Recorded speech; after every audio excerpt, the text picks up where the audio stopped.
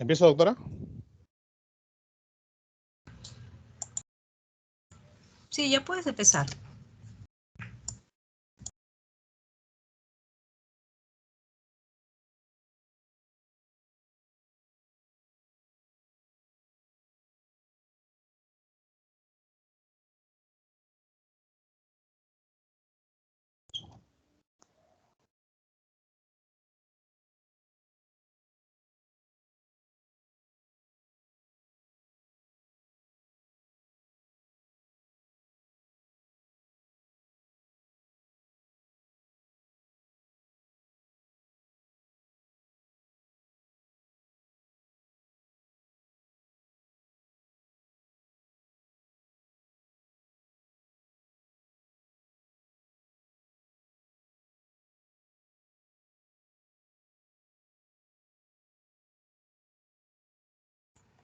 Ya pueden empezar, por favor. Sí, buenas tardes con todos. Vamos a empezar con el seminario del laboratorio en las enfermedades renales. El tema que me corresponde es respecto a los síndromes renales. Vamos a empezar con la insuficiencia renal crónica y aguda y crónica respecto a los aspectos laboratoriales, ¿no? Primero, como ya sabemos, la insuficiencia renal aguda es el deterioro brusco de la función renal, tanto filtradora, excretora como hormonal. Presenta oliguria, anuria y en algunos casos insuficiencia renal aguda no oligúrica. Conocemos ya la clasificación Rifle de la insuficiencia renal aguda. Está basada en el aumento de la creatinina sérica. Tiene 5 niveles. Y también el criterio del flujo urinario. Vamos a poner más atención a la parte laboratorial, ¿no? Ahora, teniendo la etiología, se distinguen tres formas de insuficiencia renal aguda: prerrenal, renal intrínseca, posrenal o obstructiva. La prerrenal va a ser la causa más frecuente de insuficiencia renal y se origina por una disminución de la perfusión renal sin lesión del parénquima. Con respecto al laboratorio de la insuficiencia renal aguda prerrenal, vamos a ver en la orina una oliguria con densidad elevada, mayor a 1015, con osmolalidad aumentada, una natriuresis escasa por debajo de la potasiuria. Va a haber un sedimento con presencia de cilindros hialinos por la concentración de proteínas tubulares, leucocitos aislados. Al hemograma vamos a encontrar eritrocitosis. Y en la bioquímica hemática, hipernatremia y acidosis metabólica. Va a existir un aumento de proteínas y un incremento de urea o nitrógeno ureico en sangre, respecto a la creatinina como marcador de hipovolemia. Pasando a la insuficiencia renal intrínseca, puede deberse a 4 grupos de causas: por enfermedades de los grandes vasos, microcirculación renal, enfermedades de los glomérulos, por necrosis tubular aguda, por enfermedades de túbulo intersticiales, incluida la obstrucción intratubular. La mayoría de estas insuficiencias renales de causa renal intrínseca se van a deber a isquemia grave o prolongada o a nefrotoxicidad, y en ambos casos se acompañan de necrosis tubular aguda. Con respecto al laboratorio de la insuficiencia renal intrínseca, van a existir 3 fases. La primera fase va a ser una fase oligoanúrica, en la que se produce al inicio y dura horas o días. ¿Qué encontramos en la orina? Encontramos oliguria, incluso podemos encontrar anuria. Generalmente dura menos de 2 semanas. La densidad va a estar en torno a 1010. Va a haber una proteinuria discreta, habitualmente no supera el valor de 500 miligramos, y puede haber hematuria con hematíes dismórficos. Vamos a encontrar cilindros granulosos, a diferencia de los cilindros hialinos encontrados en la insuficiencia renal aguda prerrenal, ¿no? Va a haber sodio en orina, generalmente más de 50 miliequivalentes por litro. Al hemograma vamos a encontrar leucocitosis. En la bioquímica hemática vamos a encontrar un aumento progresivo de los niveles de creatinina y urea. Y en la segunda fase vamos a encontrar, va a haber una variación, ¿no? En esta segunda fase, la fase de mantenimiento, va a haber un aumento leve de la diuresis diaria, un volumen mayor de 400 mililitros por día, nos va a indicar una posible recuperación a nivel tubular. El incremento de la diuresis va a ser progresivo. La diuresis de 1 litro por día puede aparecer en un periodo de 1 a 2 semanas. Al hemograma puede existir anemia normocítica, normocrómica y trombocitopenia. Y a la bioquímica hemática van a haber niveles plasmáticos de creatinina y urea elevados. El nitrógeno ureico aumenta hasta varios días después de producirse la elevación de la diuresis. Va a haber una disminución de sodio y calcio séricos y acidosis metabólica. Y la tercera fase, la última, de la insuficiencia renal intrínseca, va a ser la fase de recuperación. Vamos a encontrar en la orina un aumento de la diuresis, incluso poliuria, sodio en orina entre 50 y 75 miliequivalentes por litro. Generalmente va a existir una mayor excreción de sodio que de potasio. Al hemograma puede persistir la anemia durante semanas, sobre todo cuando no se recupera la función renal basal. A la bioquímica hemática, una normalización de la creatinina, urea y nitrógeno ureico en 1 a 3 semanas. El aumento de potasio en orina puede producir disminución de potasio sérico, especialmente en situaciones de poliuria. Y la última fase sería la fase postrenal obstructiva, que para que se produzca ese tipo de insuficiencia obstructiva tiene que existir una obstrucción en ambos uréteres o entre el meato uretral externo y el cuello vesical. Las causas son principalmente obstructivas. No nos detenemos en esto porque nos interesa la parte laboratorial. ¿Qué encontramos? En la orina, tras resolverse la obstrucción, puede aumentar la diuresis, el sedimento va a estar normal, va a haber hematuria, va a haber cristales si se debe a litiasis, va a haber sodio en orina disminuido, va a haber una osmolalidad aumentada. Al hemograma, raramente vamos a encontrar eritrocitosis. A la bioquímica hemática, ocasionalmente en ancianos puede aparecer acidosis metabólica, hiperclorémica y hiperpotasémica. Si la obstrucción se mantiene más de 24 horas, más de un día, se produce un descenso del flujo renal y deterioro de la función glomerular con incremento de la urea y creatinina. Y por último, la insuficiencia renal crónica se caracteriza por un descenso del filtrado glomerular persistente e irreversible debido a una disminución del número y el funcionamiento de las nefronas en un proceso que evoluciona de forma exponencial. Puede deberse a múltiples causas. En el pasado la causa más frecuente era la glomerulonefritis, pero en la actualidad son la nefropatía diabética y la hipertensión arterial. ¿Qué encontramos en el laboratorio? Una cantidad aumentada, poliuria, en fases iniciales por pérdida de la capacidad de concentración de la orina. Hay una oliguria, ausencia de diuresis en fases avanzadas, hay proteinuria variable, hay ausencia en fases avanzadas, hay hematuria variable, hay cilindros granulosos, hay una osmolalidad de hipostenuria y en estados avanzados isostenuria, hay sodio en orina aumentado. Al hemograma va a haber una anemia normocítica, normocrómica, generalmente proporcional al grado de insuficiencia renal y debido en gran parte a la disminución de la producción renal de eritropoyetina y la presencia de ferropenia. Va a haber una mayor posibilidad de sangrado con disminución de las plaquetas y alteración de la agregación. Contrariamente a estos datos, los pacientes son propensos a presentar enfermedad tromboembólica. Ahora, a la bioquímica hemática va a haber elevación de creatinina, urea y nitrógeno ureico. El sodio, su equilibrio se va a mantener por mecanismos compensatorios hasta fases avanzadas, igual con el potasio. Respecto al equilibrio ácido-base en fases avanzadas, la alteración renal para secretar. En fases avanzadas, la alteración renal para secretar amonio y reabsorber el bicarbonato filtrado produce acidosis. Respecto al metabolismo, calcio-fósforo, el fósforo aumenta cuando el aclaramiento de creatinina es inferior a 30 mililitros por minuto, debido a la reducción de su excreción, y esto va a producir estimulación de la paratormona. También en fases avanzadas, al disminuir el número de nefronas funcionantes, disminuyen los niveles séricos de vitamina D, calcio total iónico, y esto contribuye a estimular más la síntesis de paratormona, generándose un hiperparatiroidismo secundario. Eso es lo que vamos a encontrar en insuficiencia renal crónica, salvo que se corrija, evoluciona en forma paralela al descenso del filtrado. Va a haber una elevación del ácido úrico y de magnesio, suelen estar elevados los niveles de amilasa, CPKMB en ausencia de cardiopatía, incluso troponinas, triglicéridos, colesterol, VLDL, algunos aminoácidos y ácidos orgánicos. Disminuyen la albúmina sérica, proteínas totales y HDL. Y para terminar, vamos a encontrar una alteración bastante notoria y grave, ¿no? En el eje hipotálamo hipofisio gonadal, ¿no? Va a haber elevación de los niveles de FSH, LH, desarrollándose habitualmente un hipogonadismo, con elevación de los niveles de prolactina. Puede encontrarse también elevadas algunas hormonas que se catabolizan en el riñón, como insulina, calcitonina, gastrina, glucagón y también la paratormona. Suele estar elevada la hormona del crecimiento, pero existe resistencia a su efecto, y también la prolactina. Frecuentemente podemos encontrar disminución de T4 total, T3 total y T3 libre, con niveles normales de TSH y T4 libre. Eso sería todo, doctora. Gracias.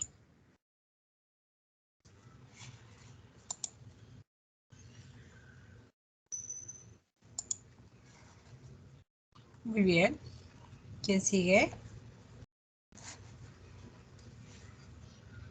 Sí, doctora, buenas noches. Yo voy a continuar con la Buenas noches. exposición. Voy a compartir mi pantalla. En un momento, por favor.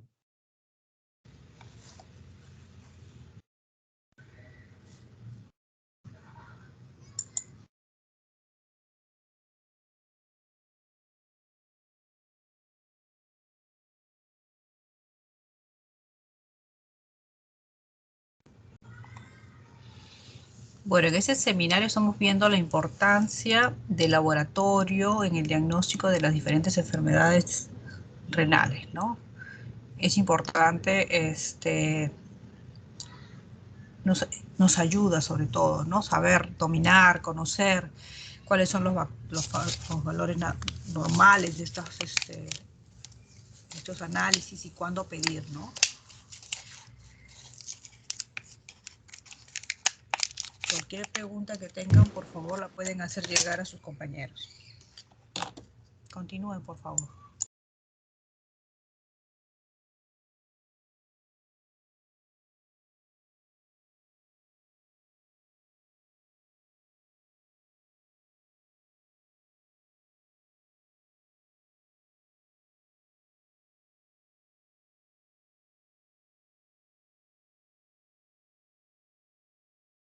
¿Me confirma si se observa mi pantalla, por favor? Sí se ve. Bien, buenas noches, doctora, buenas noches, compañeros. Yo voy a continuar con la exposición hablando sobre nefropatías glomerulares. Bien, sabemos que las nefropatías glomerulares primarias son un grupo de enfermedades renales con afectación principalmente del glomero renal, ¿no? Y que pueden agruparse en tres apartados según las características, ya sean clínicas e histológicas: la glomerulonefritis aguda o postinfecciosa, la glomerulonefritis subaguda o rápidamente progresiva, y las nefropatías glomerulares primarias, ¿no? De curso crónico o también de recurrente. Entonces, ¿qué es la glomerulonefritis aguda postinfecciosa? Se trata de una afección renal de comienzo agudo que es precedida, ¿no?, de una infección frecuente estreptocócica, ¿no? Ya sea de 1 a 3 semanas previas, y está caracterizada por una disminución, ¿no?, de la filtración glomerular. Está caracterizada también por la oliguria, por la proteinuria, la hematuria, ya sea macro o microscópica, edemas, ya sean principalmente facial o en las extremidades inferiores, hipertensión arterial y también tendencia a la resolución espontánea, ¿no? ¿Qué es la glomerulonefritis aguda post-estreptocócica? Bueno, es una de las primeras causas, ¿no?, de síndrome nefrítico agudo, y predomina más que todo lo que es la infancia, ¿no?, especialmente entre los niños de 5 a 12 años. Y aunque puede ocurrir en cualquier edad, aparece, ¿no?, generalmente, más que todo a los 10 días, ¿no?, de aparecer de una faringitis, ¿no?, o también a las 2 semanas de una infección cutánea, ¿no? Y suele deberse a una infección por estreptococo beta hemolítico, ¿no?, y el grupo A. Bueno, concretamente parecen estar implicadas las proteínas, bueno, el receptor de plasmina, que está asociada a la nefritis, y la exotoxina, ¿no? Y que, bueno, la excitocina B pirógena estreptocócica, ¿no? Bueno, cuando observamos un examen de orina, podemos observar la cantidad, si hay oliguria, y bueno, en algunos casos anuria, ¿no? O también si está acompañada de hematuria. Podemos observar también, por ejemplo, una densidad normal, también una proteinuria moderada y no selectiva, ¿no?, generalmente de 2 gramos por 24 horas. Y bueno, en algunos casos puede ser hasta de 5 gramos, ¿no?, por 24 horas. Bueno, cuando podemos pedir hemogramas, se puede observar lo que es la leucocitosis, ¿no?, por ejemplo, con un aumento de polimorfonucleares, ¿no? Y una discreta anemia también podría aparecer, y que podría deberse a consecuencia de una hemodilución, ¿no? Luego, cuando podemos observar la inmunología, bueno, en la mayoría de los casos, cuando es de origen faringoamigdalar, eh, bueno, se observa una elevación, ¿no?, de los valores de antiestreptolicina. Con respecto a la glomerulonefritis aguda no estreptocócica, bueno, puede estar producida por infecciones bacterianas no estreptocócicas, ¿no? Por ejemplo, cuando hay endocarditis bacteriana, o cuando hay sepsis, o una neumonía neumocócica, ¿no? Estafilocócica, por ejemplo, también una meningitis, ¿no? Una fiebre tifoidea, una derivación ventrículo-peritoneal, ¿no? Bueno, el mecanismo del daño glomerular está probablemente medido, ¿no?, por inmunocomplejos. Y bueno, en la mayoría de los casos la recuperación clínica histológica es satisfactoria cuando se erradica por completo la infección original, ¿no? Bueno, en la orina podemos observar la cantidad, oliguria, y bueno, generalmente con volumen urinario menor, ¿no?, de 500 miligramos al día. También observamos en algunos casos lo que es la hematuria, ¿no?, frecuentemente macroscópica, la leucocituria, ¿no? También podemos observar en algunos casos lo que son los cilindros granulosos y hemáticos, ¿no? En el hemograma podemos observar lo que es la anemia normocítica, ¿no? Y en la bioquímica hemática podemos observar la elevación general, bueno, generalmente marcada de la urea, ¿no? y de la creatinina, ¿no? Que está entre 1.5 a 4 miligramos por decilitro. Con respecto a la glomerulonefritis rápidamente progresiva, bueno, también es denominada glomerulonefritis necrosante, ¿no? Con semilunas, o también glomerulonefritis proliferativa, ¿no? Extracapilar. Y se caracteriza más que todo por el comienzo de una aparición subaguda, ¿no? En semanas o en meses, ¿no? De una insuficiencia renal progresiva y también de lesiones renales de proliferación extracapilar, ¿no? Bueno, podemos observar también cuando se trata de que esté implicado, ¿no? En la inmunidad celular, humoral también, ¿no? O si hay lesión de ambas capas capilares glomerular, ¿no? O también con una fase inflamatoria, ¿no? Que evoluciona hacia la fibrosis. Existen 5 tipos fisiopatológicos, ¿no? La glomerulonefritis rápidamente progresiva de tipo 1 por anticuerpos antimembrana basal glomerular, o cuando es rápidamente progresiva, ¿no? De tipo 2 por inmunocomplejos, o si es rápidamente progresiva de tipo 3 debido a la inmunodenegativa con ANCA, ¿no? Cuando es de tipo 4, ¿no? Cuando es combinación del tipo 1 y de tipo 3, que es básicamente la antimembrana basal glomerular y el ANCA, ¿no? Y la rápidamente progresiva de tipo 5, ¿no? Que es la idiopática o la vasculitis renal ANCA negativa. Con respecto a la glomerulonefritis por anticuerpos anti-MGB, sabemos que es una enfermedad autoinmune, ¿no? Que puede afectar el pulmón. Por ejemplo, cuando hay hemorragia pulmonar, ¿no?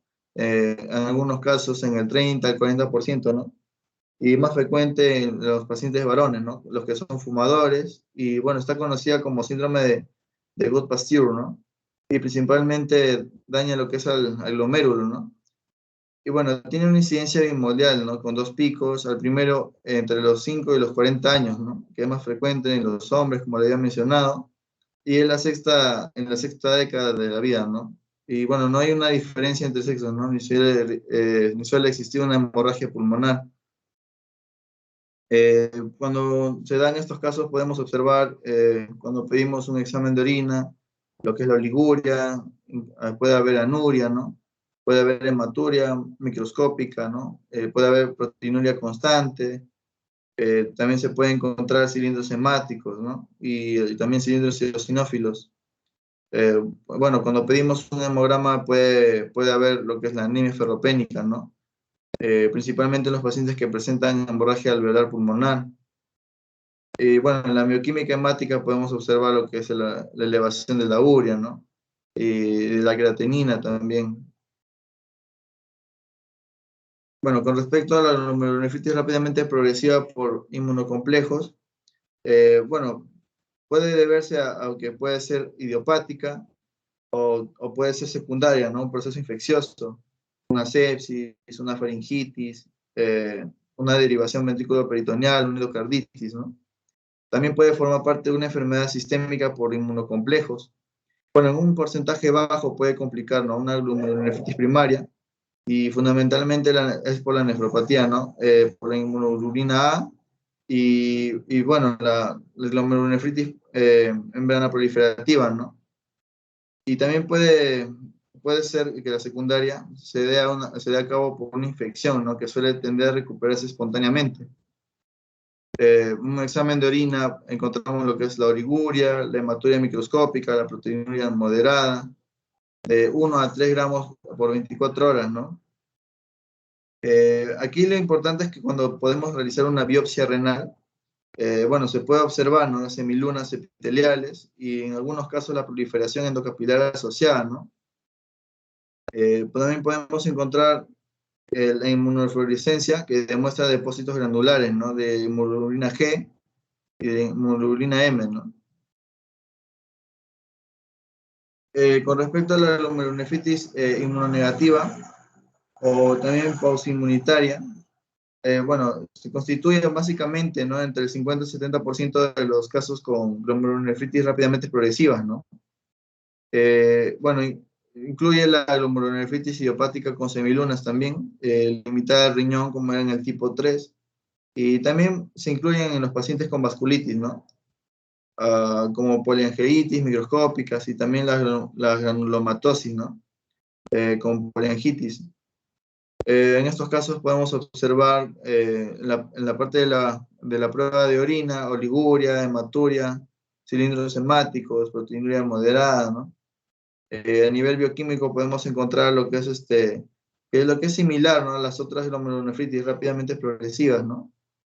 Y en las biopsias renal podemos encontrar una glomerulonefritis proliferativa con semilunas, ¿no? Y también frecuentemente lesiones glomerulares necrosantes, ya que pueden ser necrosantes o difusas, ¿no? O segmentarias o difusas. Bueno, con respecto a las nefropatías glomerulares primarias de curso crónico recurrente, bueno, comprenden la nefropatía de cambios mínimos, la glomerulosclerosis segmentaria y focal, la nefropatía membranosa, la nefropatía mesangial, ya sea por inmunoglobulina A, y la glomerulonefritis mesangiocapilar, ¿no? Bueno, en algunas de estas cursan con síndrome nefrótico, ¿no?, que es un complejo clínico consecuente al aumento de la permeabilidad glomerular con las características clínicas y analíticas, ¿no? Por ejemplo, en el síndrome nefrótico vamos a observar que es una enfermedad que se caracteriza por cruzar con la proteinuria, ¿no?, la hipoalbuminemia y también por edemas. Este síndrome se produce una pérdida de proteínas plasmáticas por la orina debido a una alteración en la barrera de filtración glomerular, ¿no? Y puede deberse a una patología glomerular primaria. Bueno, incluye también nefropatía, ¿no?, por cambios mínimos, glomerulosclerosis segmentaria y focal, la glomerulonefritis membranosa y la mesangiocapilar, o también la membrana proliferativa. Y bueno, son procesos que cursan, ¿no?, con alteraciones podocitarias, anómalas y de la barrera, ¿no?, por filtración o por procesos inmunológicos de depósito, o también por procesos proliferativos, ¿no? Bueno, en otras circunstancias, la patología glomerular es secundaria a enfermedades sistémicas, ¿no?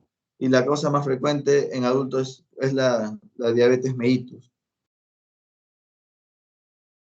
Con respecto a la nefropatía de cambios mínimos, o también llamada la nefrosis lipoidea o enfermedad de los podocitos, bueno, es la causa más frecuente, ¿no?, de síndrome nefrótico en la infancia, ¿no?, casi el 80%. Y bueno, tiene una incidencia máxima entre los 6 y 8 años de edad, ¿no? Y es menos frecuente por encima de los 10 años. Y bueno, se dan a los adultos en un 20%, ¿no? El síntoma dominante es la presencia de edemas, ¿no? Y no suele producirse la hipertensión. Y bueno, se desconoce la causa, ¿no?, y que puede ser por disfunción de linfocitos T o también linfocitos B, o también la presencia de un factor de permeabilidad glomerular, ¿no? Y en algunas ocasiones se produce tras una infección respiratoria alta. También puede producirse por la vacunación o por cuadros de alergia, ¿no? Puede ser secundaria a un AINE también, ¿no? La ampicilina, también puede ser secundaria a una rampicina, al litio, los bisfosfonatos, ¿no? Bueno, podemos encontrar un examen de orina, una hematuria microscópica, ¿no?, entre el 20 a 30% entre los pacientes, una proteinuria mayor a 3.5 gramos por 24 horas, ¿no?, en adultos, con predominio de albúmina y también las globulinas de bajo peso molecular, ¿no? También podemos encontrar a nivel bioquímico lo que es el aumento de la urea y la creatinina, ¿no? Si podemos realizar una biopsia renal, podemos encontrar la estructura y el tamaño de los glomérulos normales, ¿no?, pero con alguna inmunofluorescencia, ¿no?, en general, y no se llega a apreciar, ¿no?, lo que son los depósitos inmunes. Se puede evidenciar una fusión difusa también, ¿no?, de los podocitos de las células del epitelio visceral, ¿no? Y bueno, también podríamos observar la membrana basal glomerular, que no hay alteraciones, ¿no?, que es una normal. Con respecto a la glomerulosclerosis segmentaria y focal, bueno, la forma más frecuente es la idiopática o primaria, ¿no? Y representa más que todo, ahora aproximadamente, en una tercera parte de los casos de síndrome nefrótico en adultos, ¿no? Y la primaria idiopática puede aparecer en relación a una progresión de la nefropatía por cambios mínimos, ¿no? Y también por la membrana proliferativa, ¿no? Y puede estar asociada a otros tipos de glomerulonefritis, ¿no?, como membranosa o la nefropatía por inmunoglobulina A, ¿no? También podría ser secundaria a una hipertensión capilar glomerular, ¿no?, que puede ser mantenida por una masa renal funcionante, que puede estar insuficiente por pérdida, ¿no? Ya sea por una agenesia renal unilateral, una displasia renal, ¿no? Bueno, podemos encontrar a nivel de la orina la hematuria microscópica, ¿no? En un 65%. Y bueno, en menor frecuencia macroscópica, ¿no? Podemos observar una proteinuria no selectiva, ¿no? Con presencia de cilindros y hialinos, ¿no? Puede también existir una afectación tubular con aminoaciduria, ¿no? Glucosuria y también fosfaturia. A nivel de la bioquímica podemos encontrar una urea y creatinina normales, ¿no? O quizás levemente elevadas, ¿no? Si está asociado a una insuficiencia renal leve. Con respecto a la glomerulonefritis membranosa, bueno, sabemos que la forma idiopática es una de las principales causas, ¿no? De síndrome nefrótico en adultos. Y bueno, es muy rara en infantes. Y en una tercera parte de los casos son secundarios a otras patologías, ¿no? Como por ejemplo lupus eritematoso, artritis reumatoide, enfermedad de Graves, o también enfermedad de Hashimoto, ¿no? También podríamos encontrar en el 80% de los casos que se presenten como un síndrome nefrótico, ¿no? Y tienen importancia para el pronóstico de la enfermedad, ¿no? Ya que podemos observar la gravedad de la proteinuria, ¿no? Y también su persistencia a nivel del tiempo de enfermedad. Podemos encontrar en la orina una hematuria microscópica, ¿no? Bueno, a nivel macroscópico no es frecuente. Bueno, ocasionalmente existen cilindros y hialinos, ¿no? La proteinuria de rango nefrótico en general no es selectiva, ¿no? A nivel bioquímico podemos encontrar una urea y creatinina normales en el inicio de la enfermedad, ¿no? Pero conforme vaya avanzando, se puede observar, ¿no? Que está ligeramente elevada, ¿no? Con una disminución moderada, ¿no? De la filtración glomerular. A nivel de la inmunología podemos encontrar que en el 25% de los pacientes se observan complejos inmunes circulantes, ¿no? Y un complemento normal de las formas primarias. Bueno, eso sería todo, doctora, con respecto a mi parte. Muchas gracias.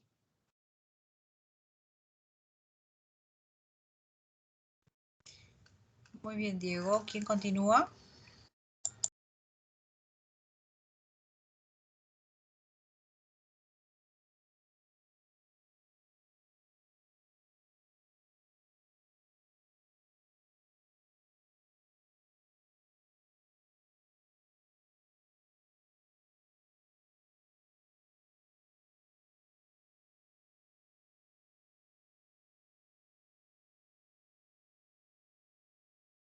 Buenas tardes, doctora, buenas noches, ¿no?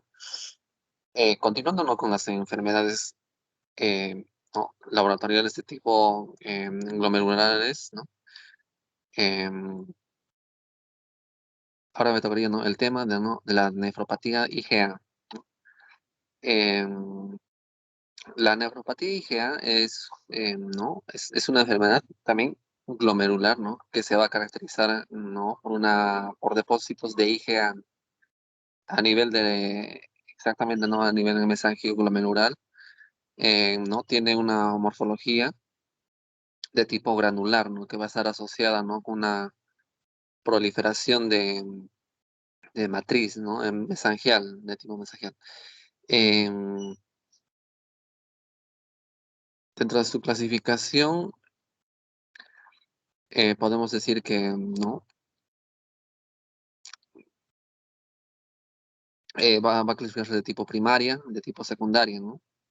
La primera de primaria va a ser unas manifestaciones de tipo sistémica, ¿no? Que se va a hacer de origen desconocido, ¿no? También va a ser conocido como una nefropatía de Berger. El de la clasificación secundaria, ¿no? Va a haber unos tipos de enfermedades, ¿no? Como la espondilitis, la enfermedad de Reiter por una psoriasis también, la enfermedad de Crohn, ¿no? La uveitis y las glomerulonefritis de Wegener. En cuanto a las clínicas, ¿no? Por ejemplo, en la orina, en una hematuria microscópica, recurrentemente hay en cuanto al 50%, de 40 a 50%,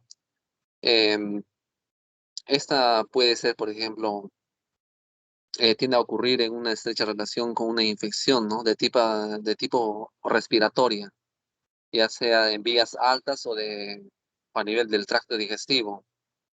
Y hay una menor frecuencia de aparecer tras un ejercicio físico intenso, una intervención rinofaríngea, pero eso es más frecuente en niños y en jóvenes. Y en cuanto a eso, la forma aún la presentación más habitual es la microhematuria, eh, la cual va a presentar unos episodios ¿no? Esto generalmente va a aparecer, ¿no? Tras un episodio de infección que van a tardar entre 1 a 2 semanas. Y la otra es, ¿no? La segunda forma, ¿no? Como dije, es la microhematuria persistente, que va a estar asociado con una hipertensión, también con una insuficiencia renal, ya sea de tipo leve, también o moderada. En cuanto también a la bioquímica, ¿no? También de tipo hematuria.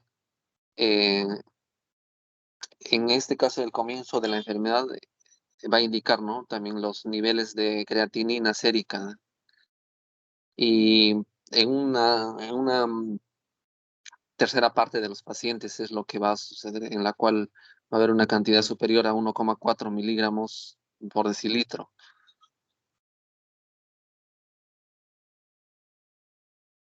En cuanto a sus diagnósticos, ¿no? Y su biopsia renal, con respecto a este curso de esta enfermedad, ¿no? Va a haber, por ejemplo, va a haber unos depósitos, lo principal, ¿no? A nivel biopsia, vamos a ver unos depósitos difusos de tipo IgA, ¿no? Que van a ser eh, en el mesangio glomerular.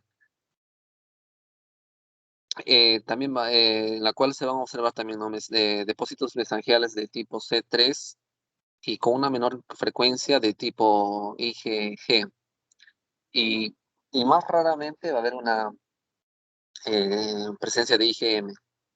En la microscopía electrónica, normalmente se va a evidenciar depósitos eh, de tipo electrodenso, ¿no? En el mensajero glomerular. También, ¿no? Todo eso va a ser empleado por una clasificación que es de Oxford, en la cual lo que va a evaluar es la presencia, ¿no? De hipercelularidad mesangial, que va relacionado también, ¿no? Con el análisis de orina, ¿no? La proteinuria, los hematíes dismórficos, ¿no?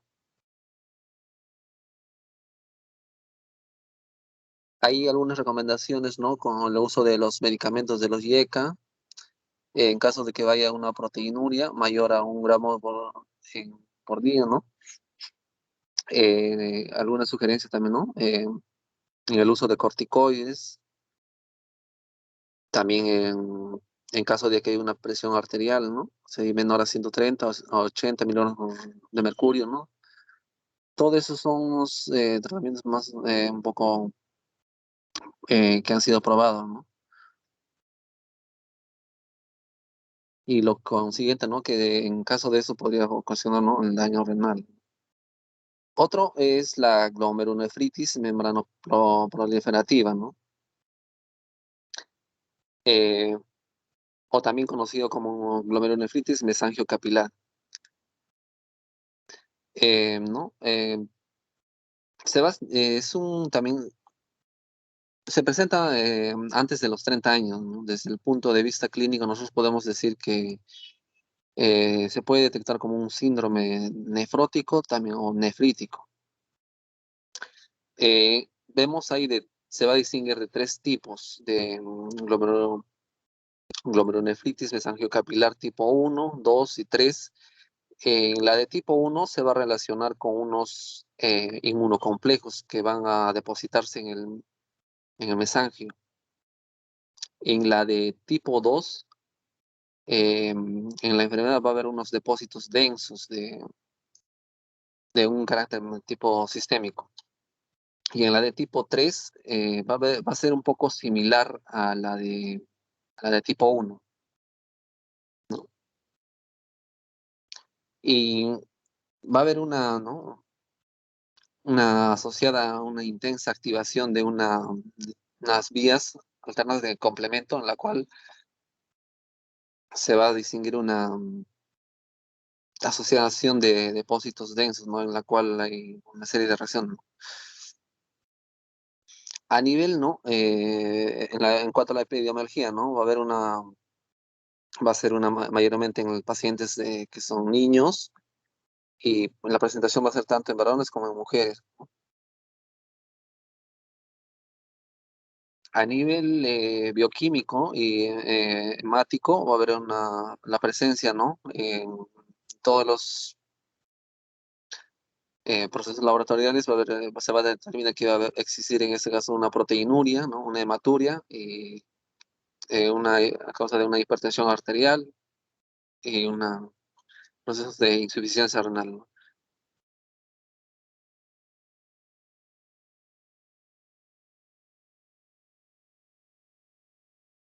En cuanto, ¿no? Ahora, en cuanto a la glomerulonefritis aguda o proliferativa difusa, también, ¿no? Es algo parecido con la del anterior. Em, También es la cual en una tercera parte también de los pacientes se va a presentar una hipertensión arterial, en la cual también en la orina, en una biopsia renal, lo que se va a observar es ¿no? Una hematuria también microscópica persistente y también una presencia de proteinuria, ¿no? Casi se podría considerar como de rangos de tipo nefrótico. En una también biopsia renal va a haber una glomerulonefritis proliferativa mesangial, pero de tipo endotelial, ¿no? En el cual en la mayoría de pacientes, de así el 70%, se va a observar lesiones ya de tipo esclerosis glomerular. Como vemos en los hallazgos de la biopsia, va a haber una hipercelularidad glomerular mayor a 100 núcleos por glomérulo. Eh, Va a haber una presencia de polimorfos nucleares, ¿no? Capilares estrechos y una presencia de IgG, ¿no? Y C3 con una apariencia de cielo estrellado. En la glomerulonefritis mesangial proliferativa, también, ¿no? Lo que va a hacer, ¿no? Es una glomerulonefritis que va a abarcar un conjunto también heterogéneo de todos esos trastornos, porque todo este grupo ¿no? Tiene una similitud, ¿no? En la cual em, también en este caso va a haber en la cual las paredes de los glomérulos de los capilares van a ser delgadas, ¿no? Sencillamente un poco condorreadas como en la imagen vemos, ¿no? Y va a haber también no se va a presentar en ese caso unas anormalidades, ¿no? Unas lesiones, em, también unos, em, en la cual también, ¿no? Se va a determinar un patrón histológico, ¿no? De microscopía por un aumento difuso global de células mesangiales, ¿no? También aquí en la cual con hematuria, ¿no? Comúnmente es a menudo, ¿no? Se va a presentar si va a haber un interfalo de tipo nefrótico, ¿no? En cuanto a la hematuria, ¿no? Lo que nos va a interesar es que en algunos pacientes con esta enfermedad de la glomerulonefritis proliferativa mesangial, se va a presentar con episodios de hematuria de tipo macroscópica, en la cual se va a detectar ya un examen de tipo de rutina. Y estos hallazgos pueden seguir ya también, ¿no? Como una infección respiratoria de tipo estreptocócica. que eso se va también a asemejar a la de una, ya mencionada, ¿no? A la nefropatía de IgA.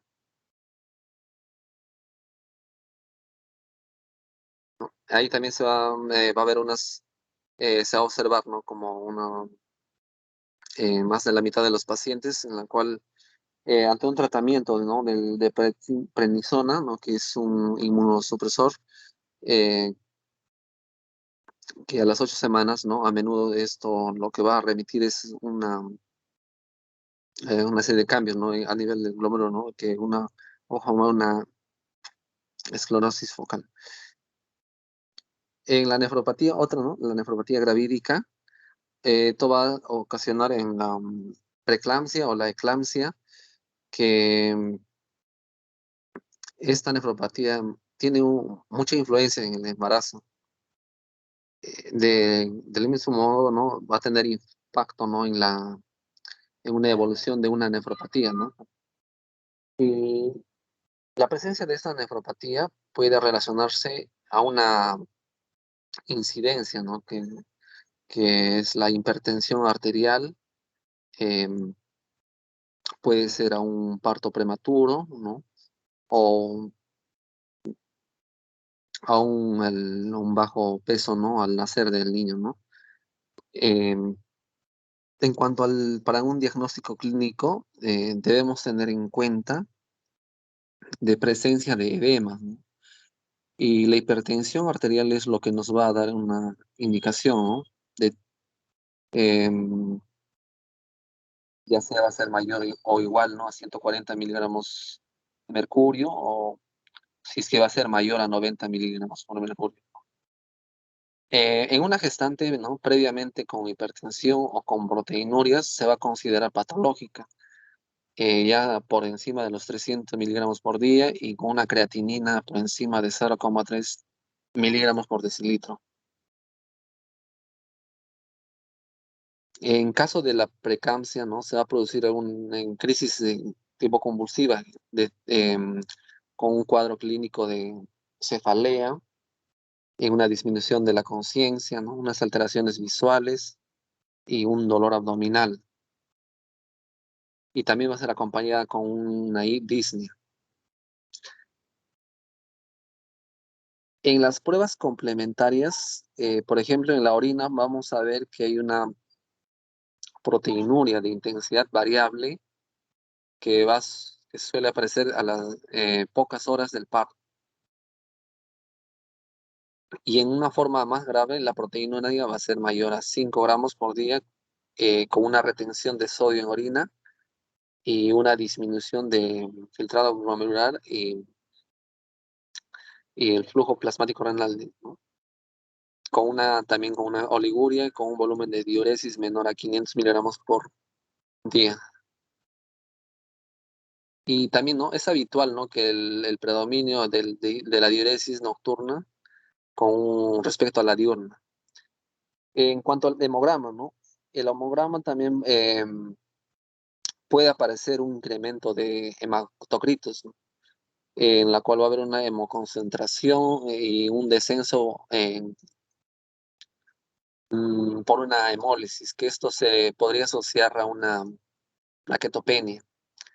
Y en la bioquímica hemática se va a observar un aumento también de ácido úrico, con valores a 6 miligramos, que eso se le podría asociar a una caída del filtrado glomerular. También, ¿no? Se va a observar una disminución de proteínas totales y con una albúmina sérica.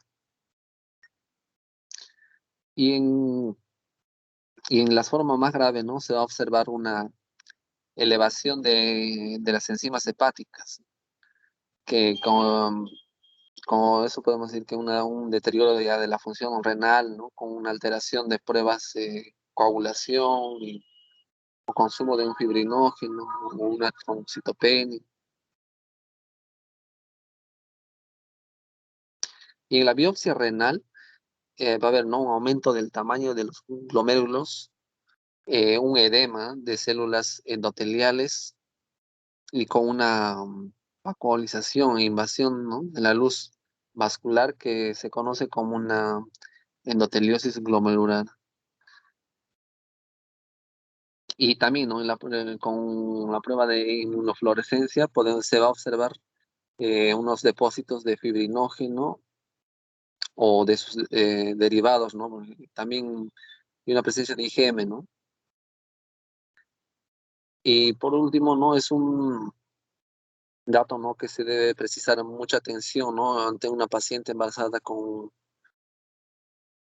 una alteración, ¿no? Ya en pruebas hepáticas o que tenga una trombocitopenia, en la cual se va a poder tratar, ¿no? El síndrome de HELP, ¿no? Que es una anemia hemolítica microangiopática con una elevación de enzimas, ¿no? Hepáticas. Y lo principal, ¿no? Que podemos decir que si es que va a presentar esto en un cuadro, podría presentarse un cuadro grave, ¿no? Ya sea eh, tanto para la madre como para el feto, ¿no? Podría haber unas fallas, ¿no?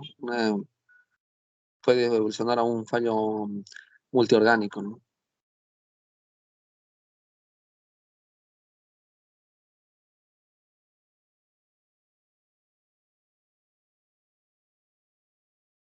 Eso sería todo.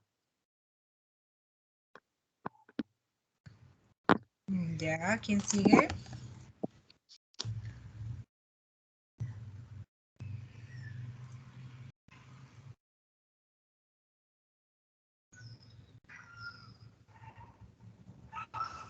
Yo voy a continuar, doctora. Parece que mi compañero tiene unos problemas de conexión. Ya está bien, Cristina.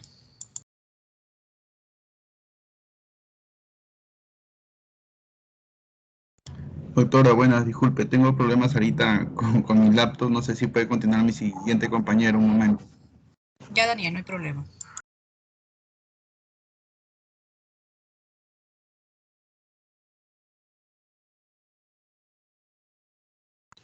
Bien, pasando a ya otro tema, ¿no? Un tema de tumores y cánceres.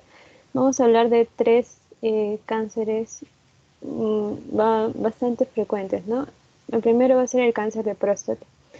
Como sabemos, va a ser la neoplasia maligna más común, ¿no? Más común. Y se podría clasificar como la sexta causa principal de muerte por cáncer en hombres, ¿no? Am, pero afortunadamente la mayoría de de este cáncer de próstata tiende a crecer levemente y son de bajo grado, con un riesgo relativamente bajo y una agresividad limitada, ¿no? Entre las causas o los factores de riesgo que encontramos para el cáncer de próstata van a ser la edad, el origen étnico, la obesidad y los antecedentes familiares.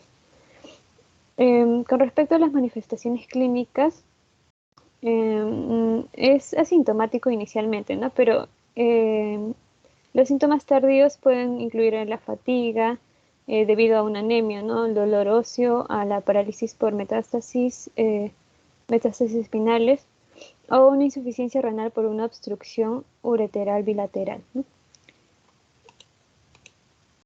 Bien. Con respecto al diagnóstico, vamos a ver que los principales instrumentos van a ser el tacto rectal, la concentración sérica eh, de la PSA, ¿no? Y una ecografía transrectal. Mm, y bueno, el diagnóstico definitivo se basaría en la presencia de un adenocarcinoma en las muestras de biopsia, ¿no? La muestra de biopsia de próstata. Bien, con respecto a las pruebas inmunológicas, tenemos al PSA o el antígeno prostático específico, ¿no? Esto va a ser una serina proteasa afín a la calicreína, ¿no? Que se produce casi exclusivamente en las células epiteliales de la próstata. Esta va a tener una vida media de 2,6 días y eh, se puede decir que tiene una especificidad de órgano, pero no de cáncer, ¿no? Por ello, las concentraciones séricas pueden aumentar en presencia de un tumor no maligno, ¿no? Como en el caso de una hipertrofia benigna de próstata, o en una prostatitis, o en el caso de traumatismos o otras enfermedades no malignas. Bien, este marcador también, este va a ser un marcador, perdón, que va a estimar también la carga tumoral en pacientes que no llevan tratamiento, ¿no? Y también sirve para estratificar y monitorizar a pacientes que sí llevan tratamiento y también detectar si existen recidivas o si existiese metástasis. Entonces podemos decir que este antígeno prostático específico o PSA es va a ser directamente, se va a relacionar directamente con las probabilidades de que exista un cáncer en próstata, ¿no? Entonces, mientras mayor valor de la PSA, mayor riesgo de este cáncer, ¿no? Por ejemplo, aquí podemos ver en este cuadrito, ¿no? Que si encontramos unas concentraciones de PSA de 0 a 0,5, el riesgo de cáncer podría ser de 6,6%, ¿no? O, por ejemplo, en concentraciones de 2,1 a 3, encontraremos un riesgo de cáncer de 23,9%, ¿no?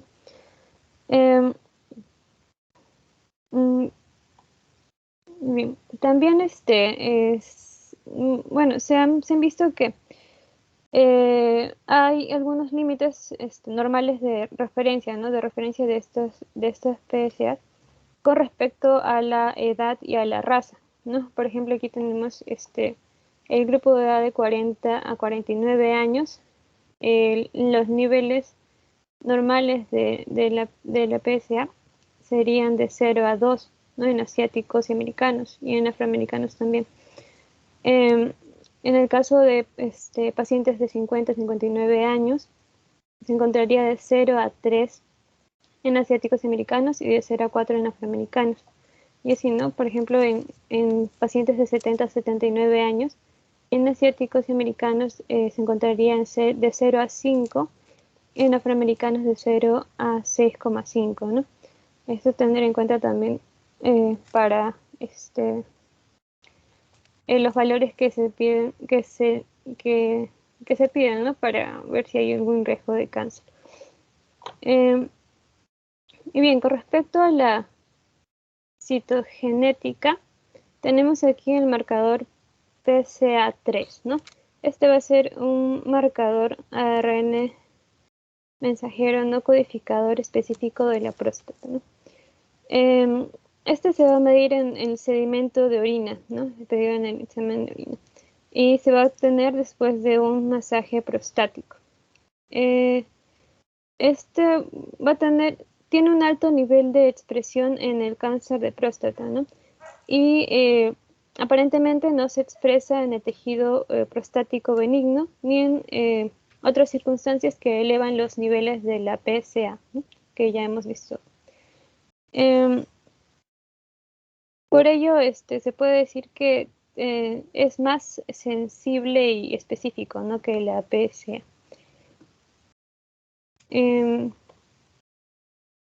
Y bien, con respecto al cribado del cáncer de próstata, vamos a ver que se va a realizar a pacientes que sean hombres de 50 años o que hayan cumplido 50 años con un riesgo promedio de padecer este cáncer y que se espera que vivan al menos 10 años más, ¿no? O en hombres de 45 años con un alto riesgo de cáncer de próstata, ¿no? Que presentan los factores de riesgo como que sean de raza negra, que sean parientes, que tengan parientes de primer grado como como su padre, ¿no? Con diagnóstico de cáncer antes de los 65 años o en pacientes hombres de 40 años con un riesgo aún mayor de este cáncer o que presenten más de un pariente, ¿no? De primer grado con cáncer diagnosticado a temprana edad, ¿no? Antes de los 65 años. Bien, entonces, en estos pacientes, el cribado consistiría en una prueba de sangre, ¿no? Para detectar el antígeno prostático específico, ¿no? O PSA. También se puede realizar un examen de tacto rectal, ¿no? Como parte de las pruebas de detección. En este caso, si es que no se encuentra un cáncer, el periodo para que se vuelvan a hacer esta prueba sería de acuerdo a los niveles de PSA encontrados, ¿no? Si se encontró un PSA menor a 2.5, entonces se le pediría someterse otra vez a un cribado de cáncer de ahí a 2 años, ¿no? De cada 2 años. Y si se encuentra el PSA más o igual a 2.5, entonces las pruebas se harían anuales. Otros marcadores para que se usan en este cribado serían la beta-timosina, ¿no? En el que vamos a encontrar niveles elevados si es que existe presencia de cáncer, ¿no? También unos factores de crecimiento similares a la insulina, en la que combinado con la IGF-1 y la PSA puede ser un mejor método de predicción, ¿no? Para el cáncer. También en las muestras de orina, si es que se encuentra una hematuria tardíamente o un LDH positivo, ¿no? También si es que hay presencia de hematíes al final del chorro miccional o también si hay leucocitos después de elección. También si hay hemostasia, ¿no? Por las fibrinolicinas aumentadas en casos de metástasis avanzada. Y también en metástasis óseas, ¿no? En la que desciende la calcemia y aumenta la hidroxiprolina urinaria de 24 horas, ¿no? También se va a ver el cociente hidroxiprolina, creatinina y las fosfatases ácidas y alcalinas séricas aumentadas. Bien, ahora pasamos al cáncer vesical o cáncer de vejiga. Bien, este va a ser cualquier neoplasia que surja en la vejiga urinaria, ¿no? Y a nivel mundial va a ser el 7º cáncer más común. Entonces, vamos a ver que en su etiología encontramos que los factores de riesgo importantes van a incluir el tabaquismo, la infección por esquistosomiasis y la exposición ocupacional a ciertas sustancias químicas, ¿no? Como por ejemplo la pintura, personas que trabajan con caucho o con derivados del petróleo, ¿no? También podemos mencionar los colorantes, ¿no? Colorantes de anilina,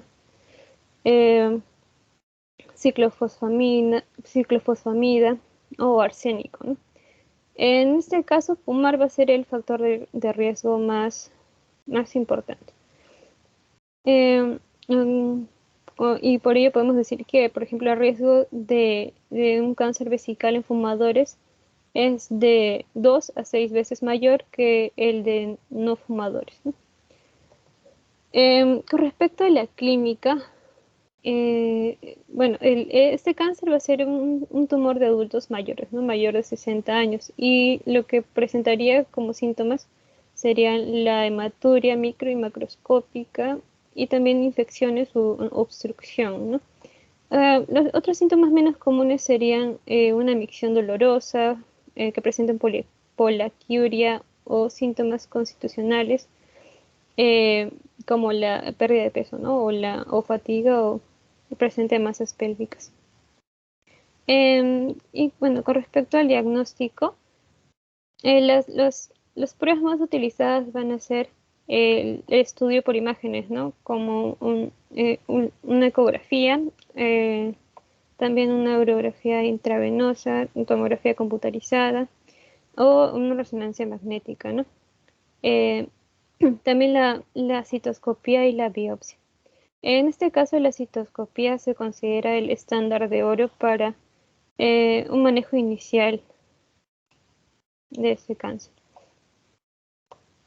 También lesiones anormales como lesiones rojizas planas o lesiones capilares o lesiones sólidas se va a requerir una biopsia, ¿no? Y una evaluación histológica. Bien, con respecto ya a las pruebas de laboratorio, para el diagnóstico se va a ver primero en una muestra de orina, ¿no? En la que se va a encontrar hematuria total indolora, ¿no? También puede ser microscópica, con una acentuación terminal y de instauración precoz, ¿no? A menudo también se va a encontrar piuria por alguna infección sobreañadida, como por ejemplo una cistitis. En la citología en orina, con frecuencia se van a encontrar células neoplásicas transicionales o células escamosas y adenocarcinomas, ¿no? Bueno, también va a ser útil para el seguimiento. En la citometría del flujo, va a cuantificar el contenido de ADN o ploidía, ¿no? Y va a distinguir a las células diploides, que pueden ser normales o neoplásicas, y a las aneuploides, que son neoplásicas. También la presencia de enzimuria, ¿no? Esta puede tener un cierto valor diagnóstico frente a los papilomas, ¿no? En estos no se altera ninguna enzima, mientras que en los cánceres sí se elevan. Y también se va a encontrar valores altos de fibrinógeno y también de productos de degradación de fibrinógeno-fibrina, ¿no? En orina, que se van a asociar a un proceso vesical maligno. Con respecto a la bioquímica hemática, esta va a ser más inespecífica, ¿no? Va a haber una elevación notable de la deshidrogenasa láctica y pueden también aumentar los valores de fosfatasa alcalina, las transaminasas y las leucinaminopeptidasas. Y con respecto a los marcadores moleculares, vamos a ver aquí que las proteínas de matriz nuclear como la NMP22, que se determina por un método de ELISA, tiene una sensibilidad del 47 al 100%, ¿no? Y una especificidad del 55 al 98% para cáncer de urotelio. En los pacientes que tengan el P53 positivo, probablemente no respondan a la quimioterapia y radioterapia, ¿no? Y van a precisar una cistectomía. En los casos que el P53 se encuentra alterado por una mutación, deja de ser un supresor tumoral, ¿no? En estos casos. Bien, si el P53 es correcto, puede practicarse una quimioterapia, ¿no? En el 40% de los pacientes van a responder, pueden conservar la vejiga, ¿no?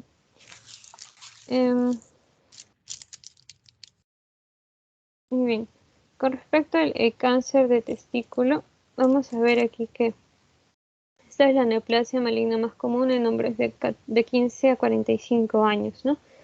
Y va a representar a la neoplasia maligna curable más común cuando se identifica a tiempo y si se trata con un enfoque multinodal, ¿no? También representa el 1% de los tumores masculinos y el 5% de las neoplasias malignas urológicas. Bien, con respecto a la etiología, vamos a ver aquí que van a intervenir factores ambientales y genéticos, ¿no? Entre los factores de riesgo vamos a ver si el paciente, por ejemplo, presenta criptorquidia o tiene antecedentes familiares de cáncer testicular o antecedentes personales de cáncer testicular, ¿no? En el testículo contralateral o por la edad o el origen étnico. Bien, con respecto a la clínica, vamos a ver que el paciente puede presentar un bulto unilateral o una inflamación indolora como un hallazgo incidental, ¿no? Eso es como en mayor frecuencia. Con menos frecuencia el cáncer de testículo se va a presentar con dolor. ¿no? Y alrededor de un tercio de los pacientes van a presentar un dolor sordo. En el caso de que el paciente ya presente metástasis, las manifestaciones clínicas serían en los síntomas sistémicos, ¿no? Como una anorexia o un malestar general. Si hay metástasis pulmonar, presencia de tos o disnea. Si hay metástasis linfáticas, ¿no? Presencia de adenomas, sobre todo cervicales o supraclaviculares. Enfermedades retroperitoneales, que puede presentarse aquí como un dolor de espalda, ¿no? O puede conducir también a una compresión de las venas gonadales, que va a conducir a hallazgos de varicocele. Y también, bueno, si hay obstrucción vascular, ¿no? O trombosis, va a conducir a un edema en extremidades inferiores, ¿no? Y también si hay presencias de vómitos, náuseas o hemorragias gastrointestinales por una metástasis retroduodenal. Y también pueden haber síntomas del sistema nervioso central o periférico por una afectación cerebral. Bien, en el caso del diagnóstico, aquí la principal modalidad sería por imágenes, la ecografía transescrotal, ¿no? Transescrotal. Esto se hace cuando hay una sospecha en el examen físico, ¿no? Como hemos visto. También, si se sospecha de cáncer testicular, esta ecografía va a revelar una lesión intratesticular vascularizada, sólida e hipoecoica, ¿no? Y también los diferentes tipos de cánceres testiculares muestran diferencias morfológicas sutiles en imágenes. Con respecto ya a los marcadores tumorales, aquí vamos a ver que su determinación va a ser en particular con la alfa-fetoproteína y la gonadotropina corénica humana, ¿no? Este va a ser útil en el diagnóstico clínico y también para la estadificación y la monitorización con respecto a la respuesta de tratamiento del paciente, ¿no? Bien, estos dos marcadores los vamos a ver aquí, ¿no? La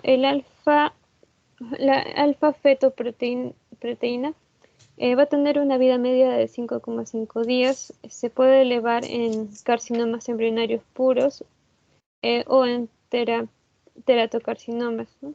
O en presencia de tumores del saco vitelino y en tumores mixtos, pero no se va a elevar en el coriocarcinoma ni en el seminoma puro. Y también puede elevarse en las enfermedades malignas no genitourinarias, ¿no? Como como en el caso, por ejemplo, de un carcinoma gástrico o un carcinoma pulmonar. Y bien, con respecto a las gonadotropinas corénicas humanas, tiene una vida media de 36 a 48 horas. Esta va a ser producida por las células del sitio trofoblástico y se va a elevar en pacientes con coriocarcinoma, ¿no? En un 100%.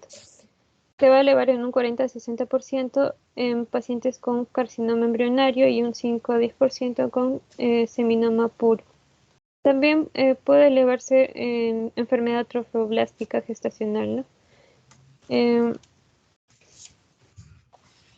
Bien, y también en algunos carcinomas, como un carcinoma de hígado o páncreas, ¿no? En el linfoma no Hodgkin y en melanoma, ¿no? Y también en fumadores de marihuana.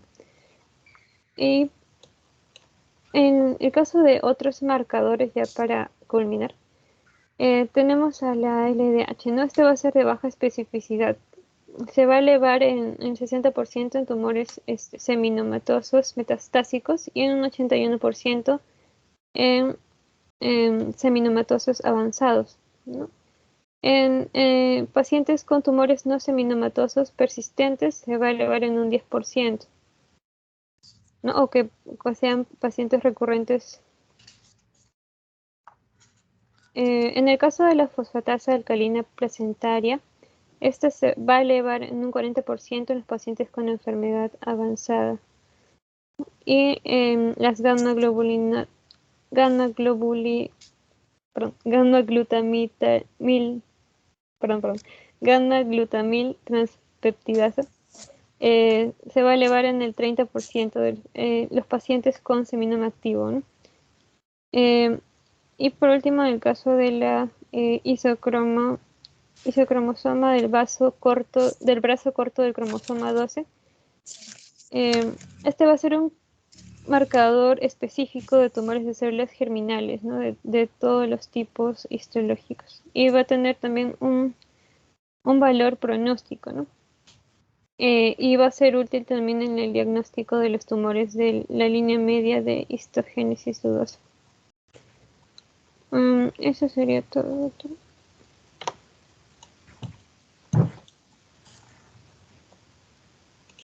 Doctora, me da un momento, voy a presentar mi parte. Ya, muy bien.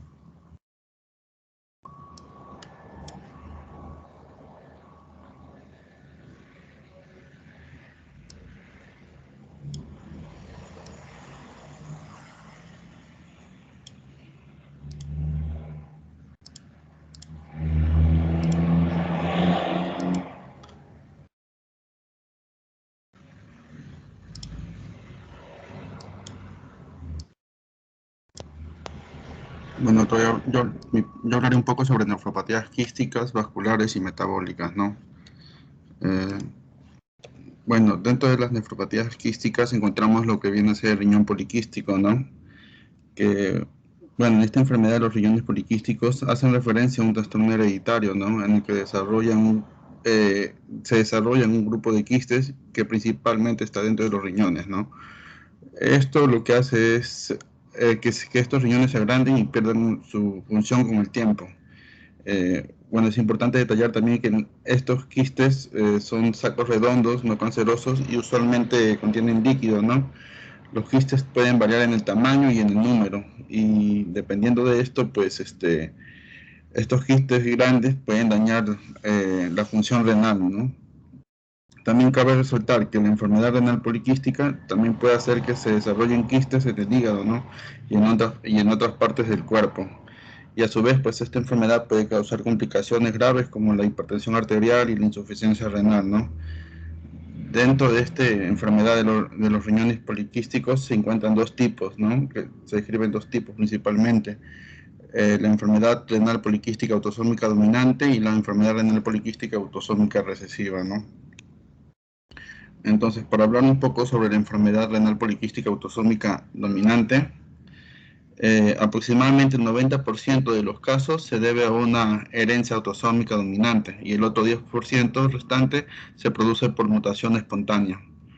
Entonces, en esta enfermedad se distingue la presencia de quistes renales que se pueden detectar con ecografía, ¿no? Aunque la tomografía computarizada y la resonancia magnética son métodos imagenológicos más sensibles. En esta enfermedad también se han descrito tres formas, ¿no? La tipo 1, que representa casi el 90% de los casos, que se debe a una mutación del gen PKD1.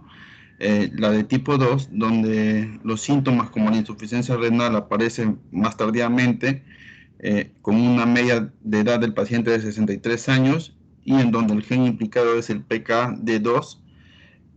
Y en la de tipo 3, que se desconoce el gen causante de la enfermedad, ¿no? Ambas cursan con hipertensión arterial en el 20 a 30% en los niños y hasta del 75% en los adultos, ¿no? También se asocia a quistes en otras localizaciones, como en el hígado, páncreas, ovarios, vesículas seminales y en el vaso, ¿no? También se describe que en el 5 a 10% de los pacientes presentan aneurismas cerebrales, ¿no? Y otras manifestaciones son vasculopatía cardíaca, hernias abdominales y divertículos no intestinales, que tienen una alta incidencia de perforación. Dentro de los hallazgos en laboratorio, dentro de la orina se puede encontrar proteinuria moderada en 1/3 de los pacientes, que puede ser menor de 1 gramo por 24 horas, ¿no? También se encuentra hematuria macroscópica y episódica, ¿no? Con un cuadro clínico de cólico renal o que se debe a rotura de quistes en el sistema colector. Una hematuria microscópica sintomática que habitualmente no hay, sin predominio de dismorfías, ¿no? De los hematíes, alteraciones en la capacidad de concentración de la orina, así como en el 33% de los pacientes se encuentran infecciones urinarias ocasionadas más que nada por bacilos gram negativos, ¿no? Y en el 15 al 20% de los pacientes presentan litiasis renal. Dentro de la bioquímica hemática nos encontraremos con unas concentraciones séricas de creatinina elevada, al igual que de la de urea, ¿no? Que serían signos de insuficiencia renal, y el 50% de los pacientes, y esto se ve en el 50% de los pacientes antes de los 60 años, ¿no? Los pacientes que presentan síntomas antes de los 30 años tienen una menor supervivencia renal que los que presentan por encima de los 30. Dentro del hemograma se puede encontrar anemia que está asociada a un fallo renal, y en algunos pacientes presentan policitemia por aumento de la producción de eritropoyetina. Dentro de los hallazgos genéticos nos mencionan que el 85% de los casos se debe a una mutación del gen PKD1, ¿no? Que se encuentra en el brazo corto del cromosoma 16 en la región 1 de la banda 3, ¿no? Que codifica la proteína transmembrana policistina 1, y en el 15% se debe a la mutación del gen PKD2, ¿no? Que está en el brazo largo del cromosoma 4, ¿no? En la región 2, banda 1, ¿no? Que codifica la policistina 2, y esta última es menos grave con progresión más lenta de la insuficiencia renal, ¿no? Dentro de la bioquímica de los quistes podemos encontrar que los quistes pueden presentar concentraciones similares tanto de sodio, potasio, urea y creatinina como los que se encuentran en el nivel del suero, ¿no? Y también hay otros que en comparación al suero pues pueden presentar el sodio disminuido, pero altas concentraciones de potasio, urea y creatinina, ¿no? Dentro de la enfermedad renal poliquística autosómica recesiva, pues podemos mencionar que su incidencia es más baja en comparación que la autosómica dominante, y esta se debe a dilataciones quísticas en los túbulos colectores renales, ¿no? En la mayoría pues se diagnostican en el primer año de vida, ¿no? Y también se puede asociar a afectación hepática por proliferación y dilatación de los conductos biliares, ¿no? También se le asocia a la muerte neonatal por hipoplasia pulmonar y cuadros de hipertensión arterial, ¿no? Dentro de los hallazgos en laboratorio, podemos encontrar en la orina, pues, que tiene dificultad para la concentración de la orina, ¿no? Dentro de la bioquímica hemática encontramos elevación de la creatinina sérica, igual que la de urea, que serían signos de insuficiencia renal, y esto se ve en el 30% de los pacientes, ¿no? Que desarrollan insuficiencia renal terminal. El perfil hepático suele ser normal, pero en algunos casos hay elevación de fosfatasa alcalina junto con la de transaminasa, ¿no? TGO y TGP. Con la evolución de la enfermedad se puede observar acidosis metabólica e hiperpotasemia, ¿no? Y genéticamente, pues el gen responsable es el PQHD, localizado en el brazo corto del cromosoma 6, en la región 2, banda 1, ¿no? Que codifica la proteína llamada fibrocistina o poliductina. Bueno, otra enfermedad de la que voy a hablar es de litiasis renal, ¿no? Esta se debe a formación de cálculos renales, ¿no? Que dependen de varios factores, ¿no? Tanto sistémicos y locales. se debe a sustancias favorecedoras que favorecen la formación de cálculos renales, ¿no? Que vienen del metabolismo, como la uricosuria, la oxaluria y la calciuria, ¿no? Y puede deberse también a metabolitos endógenos de los fármacos, ¿no? Que precipitan la formación de estos cálculos, ¿no? Que pueden ser úricos. Por ingesta rica de purinas, también se ha descrito en neoplasias hematológicas y en tratamientos con quimioterapia, ¿no? Otros factores que favorecen a la formación de litiasis también se han descrito: el cambio del pH urinario, infecciones, éstasis de la orina, que se refiere a la obstrucción o anomalías en las vías urinarias. También describen que hay factores por antecedentes familiares, sin diferencia de clases, ¿no? Por su frecuencia se diferencian clases por su frecuencia, ¿no? Que pueden ser de oxalato, fosfato de calcio y seguidas del ácido úrico, ¿no? Es habitual la existencia de síndromes miccionales, ¿no?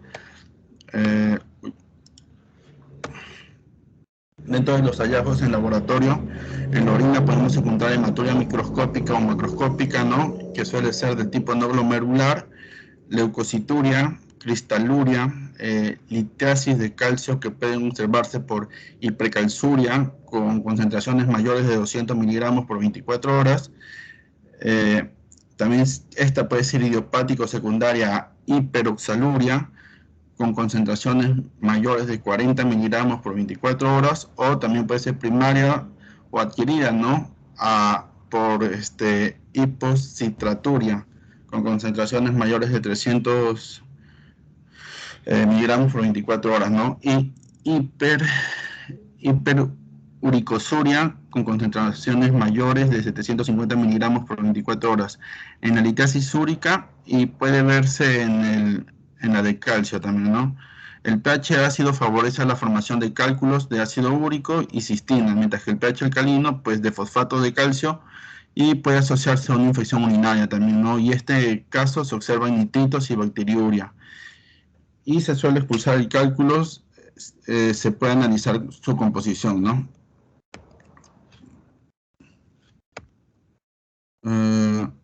Bueno, dentro de los hallazgos de la bioquímica hemática encontraremos que la creatinina sérica y la urea sérica suelen ser normales y ocasionalmente se elevan, lo que indicaría una insuficiencia prerrenal, ¿no? Y hay un aumento en las concentraciones séricos de ácido úrico que puede evolucionar con el desarrollo de litiasis, ¿no? El calcio también puede ser normal o elevado, y cuando esté elevado necesita complementarse el estudio con otros tipos de pruebas como la paratormona, fósforo, vitamina D o albúmina, ¿no? Para descartar otro tipo de hipercalciuria, ¿no? Síntomas de insuficiencia renal lo presentan el 50% de los pacientes antes de los 60 años, ¿no? Y se suele descartar otras causas, como ya lo mencioné, de hipercalcemia, perdón, ¿no? Como tumores, leucemia o mieloma, ¿no? Dentro del hemograma, pues se suele encontrar leucocitosis. Dentro del infarto renal, que es otra patología de la cual hablaré, pues podemos mencionar que es un proceso agudo que depende de un precipitado por isquemia del parénquima renal, ¿no? Este proceso agudo de isquemia es de naturaleza emboligena, ¿no? Embolígena, que es espontánea, ¿no? Que describe el desprendimiento de placas de colesterol procedentes de un ateroma en un paciente con fibrilación auricular, por ejemplo, ¿no? También está asociada a maniobras invasivas para el diagnóstico de otras enfermedades como el cateterismo, y también en daño de la arteria renal, ¿no? Secundaria a disecciones espontáneas o displasia fibromuscular. Dentro de los hallazgos de laboratorio, dentro de la orina encontraremos una hematuria microscópica y con menor frecuencia macroscópica, ¿no? Que suele ser de tipo no glomerular. De todas formas, en el seguimiento puede ser normal en la enfermedad ateroembólica crónica, ¿no? Y se suele encontrar una proteinuria leve, ¿no? Con concentraciones menores de 1 gramo por 24 horas, y hasta suele ser ausente. Dentro de la bioquímica hemática, la urea y la creatinina pueden ser normales o estar aumentadas, ¿no? Sin embargo, en la enfermedad ateroembólica grave, o en donde hay infartos masivos bilaterales, se produce un deterioro progresivo e irreversible de la función renal, ¿no? Suele haber un consumo del complemento, donde C3 y C4 suele estar disminuido, y la deshidrogenasa láctica aparece elevada, ¿no? Con signos es un signo de sufrimiento tisular, ¿no? Y también la proteína C reactiva. El hemograma suele ser normal o puede sugerir una leve leucocitosis, ¿no? Con presencia de eosinofilia. Dentro de otras patologías de las cuales hablaré, es la prostatitis, ¿no? Esta puede ser de causa infecciosa o no infecciosa, y la etiología, pues, infecciosa generalmente es bacteriana, ¿no? Y puede ser aguda o crónica. Dentro de la bacteriuria aguda, el hemograma encontraremos leucocitosis con neutrofilia, ¿no? Perdón, la bioquímica hemática encontraremos el PSA elevado. También encontraremos elevación de la proteína C reactiva y de la procalcitonina. Y se sugiere, ¿no? Y conviene no pedir el PSA, pues el diagnóstico es clínico y su valor elevado en la prostatitis aguda puede generar en el futuro pruebas innecesarias para descartar un cáncer de próstata, ¿no? Dentro de la orina encontraremos microhematuria, leucocituria en el seguimiento de la muestra y al final de la micción, ¿no? En el tercer vaso. El cultivo de orina permite confirmar el diagnóstico, identificar el germen, ¿no? Los más frecuentes son, los gérmenes más frecuentes aislados, pues son el Escherichia coli, que se aísla entre el 65 y 80% de los casos, Pseudomonas aeruginosa, Serratia SPP, Klebsiella SPP y Enterobacter aerogenes, entre el 10 al 15%. También es importante detallar que en el caso de la prostatitis, pues se usan técnicas en las que se recolecta más de hay una técnica que describe que se recolectan 2 vasos pre y post masaje prostático, ¿no? Y hay otras técnicas que describen que es necesario la recolecten hasta en 4 vasos, ¿no? 2 preprostáticos y pre-masaje prostático y 2 post-masaje prostático, ¿no?